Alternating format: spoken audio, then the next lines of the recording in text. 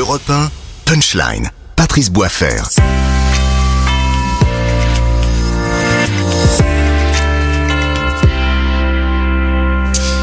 Merci encore de votre fidélité, effectivement, sur CNews et sur Europe 1, Punchline qui continue. Cette crise ukrainienne, je vous le disais, l'heure n'est clairement pas à la désescalade. Vladimir Poutine reconnaît l'indépendance de Donetsk et de Lugansk en Ukraine. A-t-on franchi un point de non-retour? Réaction depuis Kiev en passant par Moscou.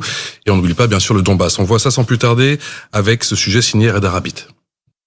Une longue file de chars qui circulent en pleine nuit dans la périphérie de Donetsk.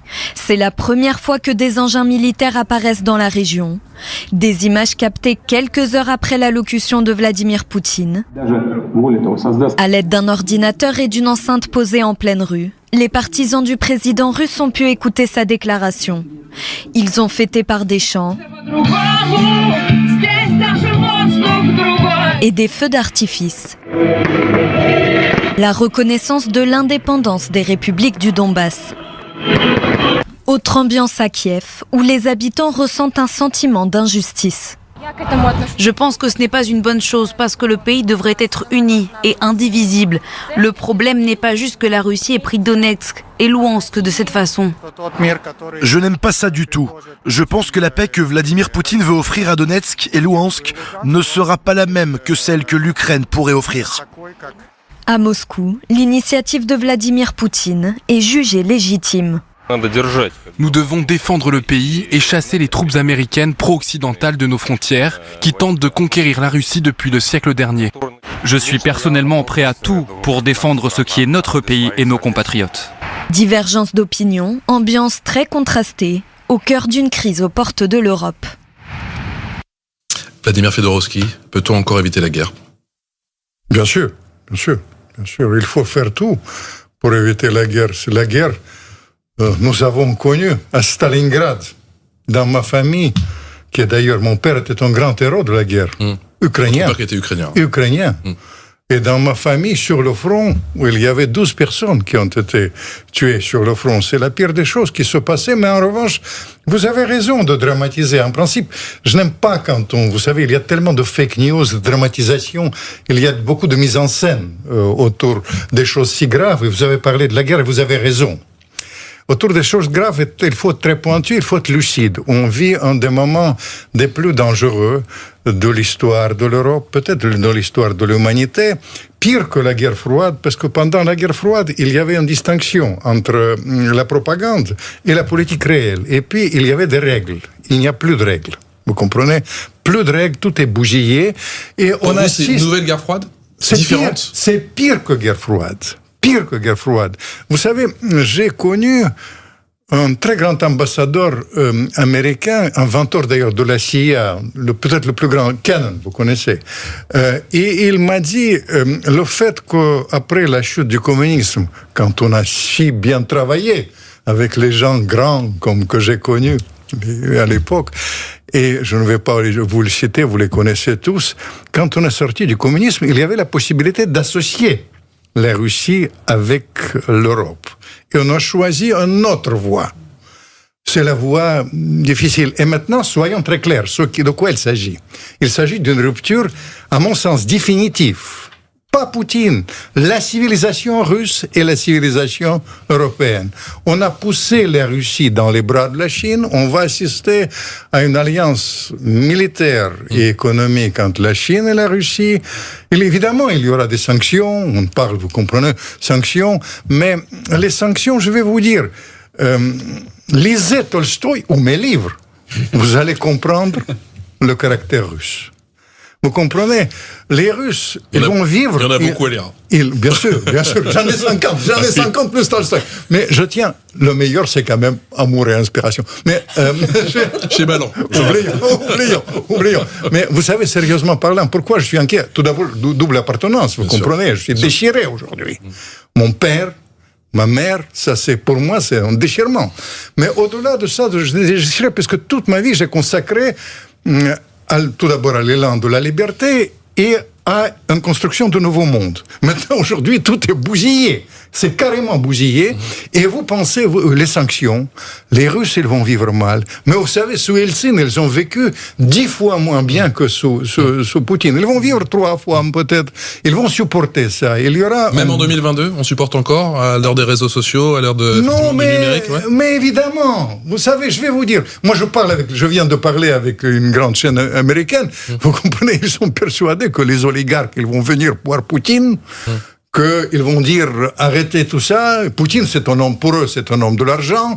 Il va se dégester, etc. Des bêtises. Vous savez, on raconte des bêtises. Vous savez, on analyse mal. Vous savez, j'ai gueulé beaucoup à propos de trucs, mais je vais terminer. Il y aura la crise en Europe, il y aura la chute du mur, le gaz sera 10 fois plus cher, tout ça, c'est les choses comme ça. Mais vous comprenez les choses. Par exemple, à propos de Donbass, je disais vous vous souvenez, quand on s'est vu, parce que j'apprécie beaucoup madame, j'apprécie aussi, j'aime les dames. Mais vous savez, je vais vous dire, quand on a parlé, je leur ai dit, vous savez, il y a une histoire sur le Kiev, parce que tout le temps ils disent les Russes ils vont prendre Kiev, ils vont attaquer Kiev. Je fais l'enquête et j'ai mes entrées. Vous savez, je suis un vieil analyste, comme j'étais inquiet, j'ai compris que c'est bidon. Pour vous, ils vont pas jusqu'à Kiev. Non, c'est bidon, c'est carrément bidon. Et après, je vais vous dire, en plus, c'est pas seulement bidon, mais les Russes, ils ont fait circuler un plan ultra secret de la prise de Kiev pour leur armée. J'ai dit, attendez, mais vous êtes... Et vous comprenez, on est ça. Et on a oublié Donbass. Mais Donbass, je vais vous expliquer une chose très simple, qu'on ne parle pas assez. L'armée ukrainienne, ces derniers temps, est devenue beaucoup plus performante qu'avant. Elle peut écraser maintenant, sur le plan militaire, la rébellion de Donbass. Et pour Poutine, c'est absolument inacceptable. S'il ne bouge pas, c'est foutu. Et c'est déterminé par ça. Et après, il y a la mise en scène, comme d'habitude. Pour être franc, soyons très clairs. Cette histoire, comme les Russes, ils vont faire bloc, évidemment, sur Poutine. Il était en baisse des sondages.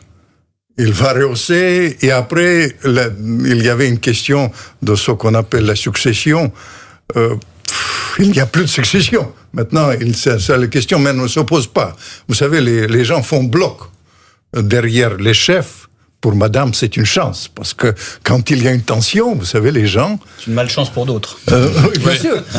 Bien sûr, parce qu'il y a un réflexe légitimiste, mais en Russie, c'est beaucoup plus grave que ça. Et je regarde ça, vous savez, je vais vous dire, j'ai le sentiment que ma vie est bousillée. Quand on a travaillé avec Mitterrand, avec Védrine, on a créé un système de sécurité européenne, on a sorti du communisme sans effusion du sang, on a créé les règles. Maintenant, tout va dans l'éclat. Ils me disent qu'est-ce qu'il faut faire, est-ce qu'il faut baisser les bras? Mais je ne baisse pas les bras, parce que je viens dans la meilleure émission qui existe en France, c'est la vôtre. C'est sympa, merci, au moins positif. Éric Diard, député des Républicains, vous l'avez rappelé tout à l'heure, ça fait quand même 8 ans qu'il y a ce conflit. Est-ce qu'on s'y intéresse pas un petit peu tard? Non, de temps en temps, il réapparaît au moment quand il y avait des anicroches, j'allais dire, entre le régime du Donbass et les Ukrainiens. Mais on a voulu peut-être un peu retarder les échéances. C'est-à-dire, je 14 000 morts, 1 million de déplacés. Au niveau international, on a peut-être voulu... Et vous avez raison de parler, il ne faut pas sous-estimer la capacité de résilience des Russes. Très important. Et ce que je le répète, les sanctions économiques, c'est d'un côté et de l'autre, et les sanctions économiques n'arrangeront pas, je pense, la diplomatie, malheureusement. Alors, on va sur des sanctions économiques, on ne sait pas lesquelles, mais il faut être prudent. Ce qu'on souhaite, c'est que l'Ukraine ne soit pas envahie. Alors, vous nous avez rassurés, voilà, c'est que et beaucoup de personnes nous disent que Poutine n'est pas intéressé par l'invasion de l'Ukraine. Je souhaite et de Kiev, et je souhaite justement que vous entendre, que vous ayez raison, parce que maintenant, la diplomatie doit continuer, mais est-ce que tous les partis souhaitent la diplomatie? C'est la question. Pesca Thévenot, est-ce que de la République En Marche, est-ce que Vladimir Poutine a torpillé tous les efforts de paix? Vous savez, on pourrait présupposer plein de choses, on pourrait essayer de se mettre dans la tête de Vladimir Poutine et je pense qu'on n'y arriverait pas. En tout cas, je n'ai pas la légitimité et l'expérience que vous avez, donc je ne permettrai... Mais je vais lire votre livre. De Vladimir Fedorovski. Je vais lire votre livre, mais là, le sujet, c'est plutôt que d'essayer d'analyser hier, avant-hier et encore avant-hier, c'est plutôt de voir comment on se construit aujourd'hui, là, et demain et après-demain, pour justement éviter, encore une fois, cette escalade, continuer à nourrir un dialogue.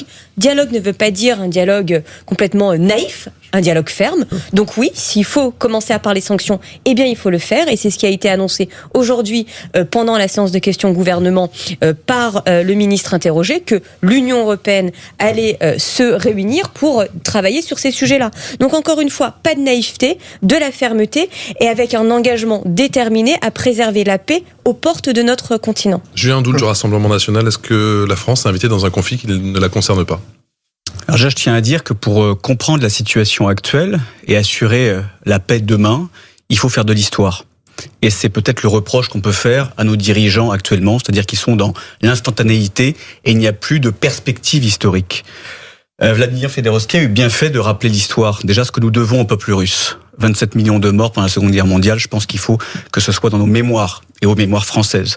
Ensuite, je pense que si l'accord tacite de 1991 entre l'Union soviétique finissante et les États-Unis avait été respecté, peut-être que nous n'en serions pas là. C'est-à-dire... Vous savez, j'étais présent. Vous savez, mais attendez, vous savez, moi je me demande, je n'ose pas, franchement, vous avez évoqué ça, par un Sukhoi. Vous savez, je vais vous dire, moi je n'ose pas parler maintenant, parce que vous savez, mais je touche il y avait une rencontre ultra confidentielle, il y avait ministre des Affaires étrangères, Shevardnadze, un beau garçon d'ailleurs, et Baker. Mais c'était, il m'a pris, Shevardnadze, j'étais avec lui, on a fondé le parti, il m'a pris, et j'étais présent dans le truc. Et il y avait, après Clinton, il a nié ça, il a dit ça n'a jamais existé, même maintenant il y a un secrétaire général, ça n'a jamais existé. Mais moi j'étais présent.